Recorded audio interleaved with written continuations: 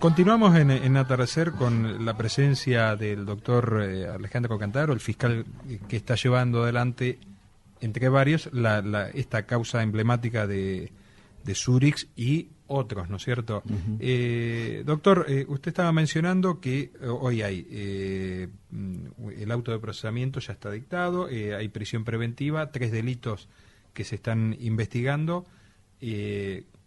Bueno, ¿y qué más? Digamos, ¿qué puede esperar la gente en los próximos días o en los próximos meses? Nosotros tuvimos en la causa por asociación ilícita tributaria del Grupo Zurich la tranquilidad, digamos, de algún modo, que el juez compartiera nuestro criterio respecto de que, pese a que Zurich había en su declaración intentado desligar al resto de los imputados de la causa, justamente de la acusación, lo hacía básicamente porque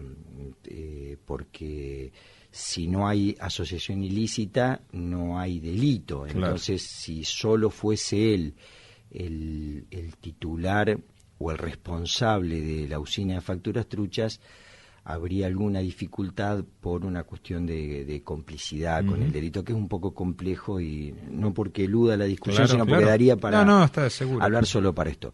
Como el juez compartió nuestro criterio y entendió que, bueno, que los que formaban parte de las sociedades y de los directorios de las varias sociedades que se dedicaban a vender facturas truchas, todos eran responsables del delito. Solo a Zurich le dictó la prisión preventiva, básicamente porque lo considera el líder de esta asociación ilícita, y además porque tenía la prisión preventiva dictada en otra causa. El resto de los imputados están procesados sin prisión preventiva.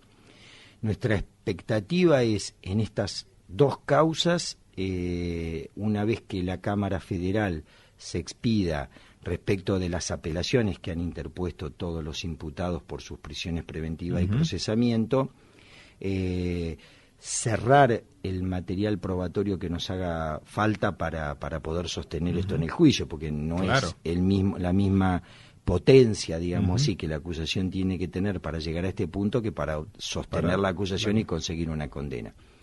Nuestra expectativa es poder llegar a juicio, de ser posible, este mismo año, o que la causa esté elevada a juicio este mismo año, porque también tiene que ver con esto de la comunicación entre el aparato judicial y los vecinos. Es importante que los juicios se hagan con relativa contemporaneidad, ¿no? Yo pensaba el otro día en la causa de las coimas en el Senado. La causa hecha 14 años después no tiene sentido, se multiplican las especulaciones respecto de si la gente casi ni se acuerda qué es lo que pasó. Entonces es importante esto de poder, una vez que se ha instalado la cuestión y la discusión, que nosotros podamos elevar la causa a juicio lo antes posible. Y por otra parte, seguir avanzando con la investigación de el lavado de dinero, a ver qué es lo que ocurrió con esta masa de dinero que está allí. Ahora tiene una derivación. Estos delitos del lavado son un poco más novedosos. No digo por este caso puntual, digo porque la legislación es mucho más nueva. Sí, claro. Piense que el delito de lavado de activos se introduce en el Código Penal argentino básicamente como un delito de encubrimiento. Es decir, era un delito por el cual se penaba o se perseguía penalmente a quien intentase darle forma lícita a bienes o dinero que sabe que provienen de un delito del que no formó parte.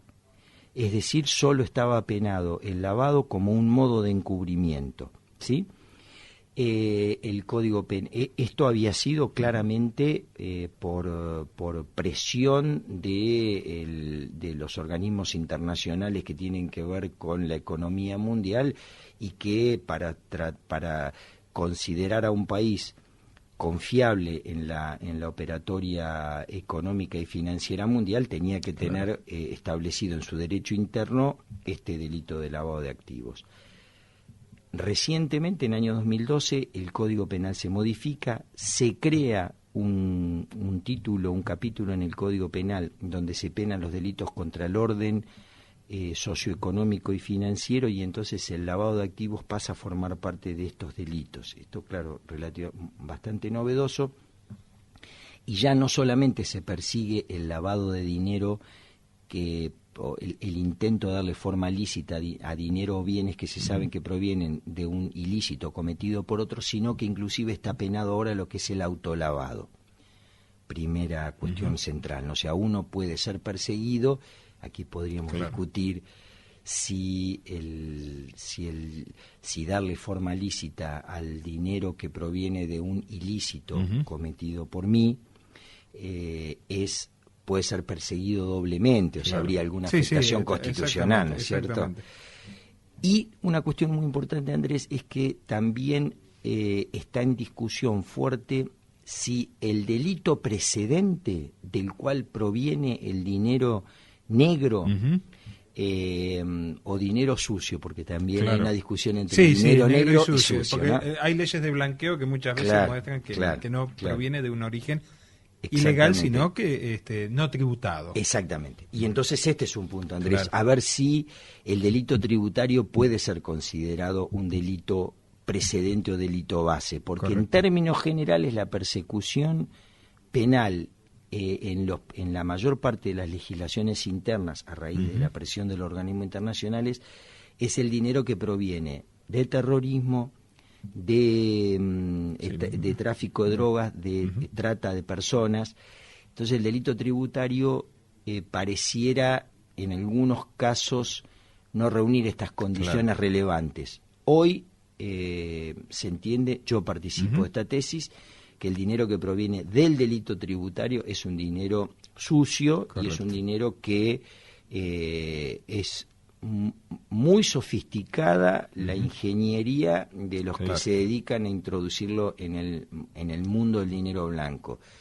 Y es sorprendente, esto para nada puede ser visto como un argumento, digamos, populista, pese a que la modificación del Código Penal y la creación de este capítulo haya sido, digamos, en el término de este gobierno, que podría tener este mote de gobierno populista. Correcto. Pero es sorprendente que hasta los economistas liberales más extremos no descubran que el lavado de dinero, la masa de dinero que se introduce al mercado tradicional o formal, provoca una crisis central. ¿Quién le interesa competir en un rubro en el que alguno no tributa, no paga cargas sociales o blanquea dinero que proviene de distorsiona digamos, totalmente. En la teoría, en el dogma liberal, está lo que tiene que ver con la oferta y la demanda y la libre competencia. Absolutamente. Doctor, para ir cerrando, ha habido un allanamiento al Banco de la Provincia de Buenos Aires. Bueno, ha habido, digamos, se ha hablado mucho, hay algunas suspicacias, algunas suspensiones preventivas, al menos. Hoy la causa, digamos, puede arrojar derivaciones hacia otros sectores, hacia otras personas, por encima de lo que hoy están en juicio, las personas que están imputadas.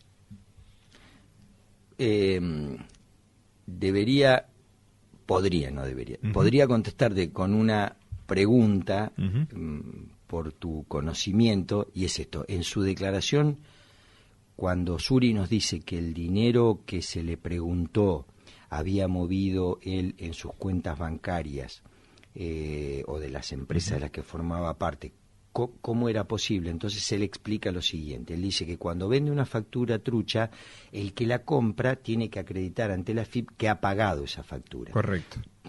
Entonces le daban un cheque por el importe de la factura, que él cobraba ese cheque y devolvía al que se lo había dado el dinero menos su comisión, que era un porcentaje del IVA, ¿no? Bien.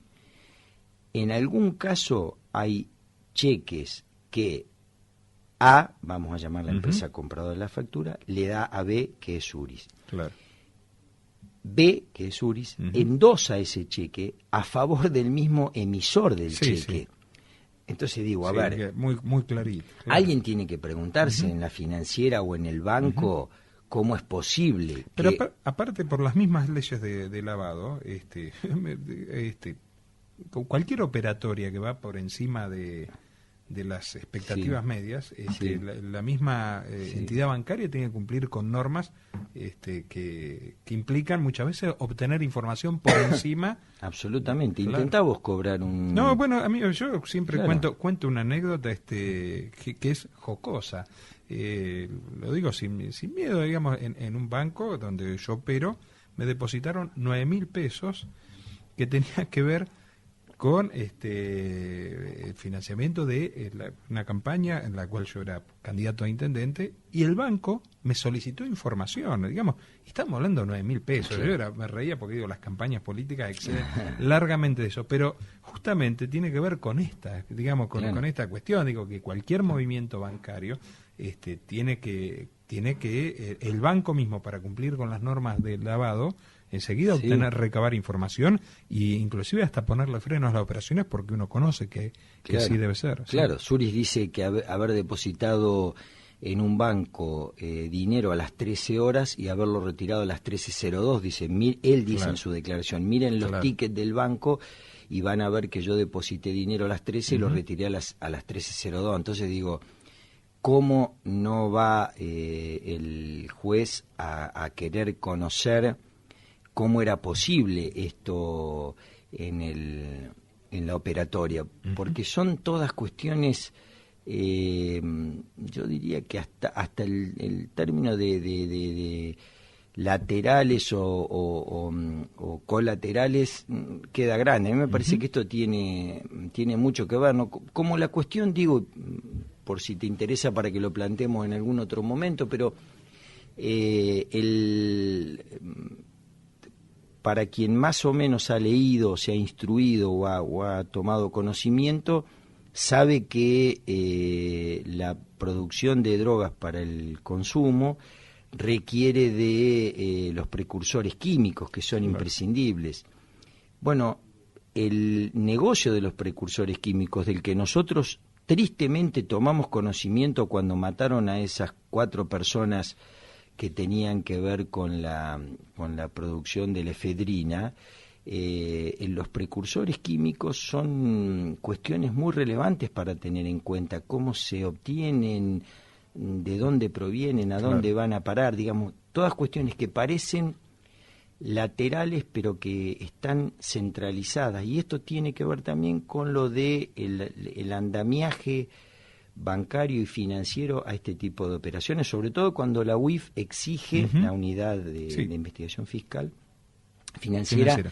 Exige que uno esté brindando información permanentemente de esto para evitar justamente toda esta colateralidad, ¿no? Doctor, nos hemos quedado sin tiempo.